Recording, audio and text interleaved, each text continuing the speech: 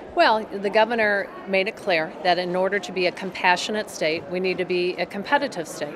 If the state of Illinois would have grown at the rate that the national economy did for the last 15 years, we would have added 650,000 jobs and added over $8 billion to our budget. So that is, the impact of economic growth. But we're not there. So, we've realized that going forward, in order to get a budget negotiation, first of all, we can't cut our way out of where we're at, and we can't tax our way out of where we're at with a budget.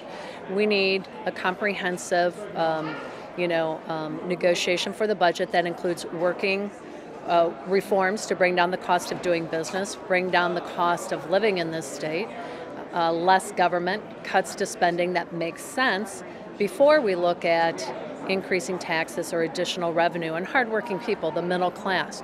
But we do recognize, and the governor said this, that the framework that's being worked on in the Senate is the way forward in order for us to get a budget for the next year.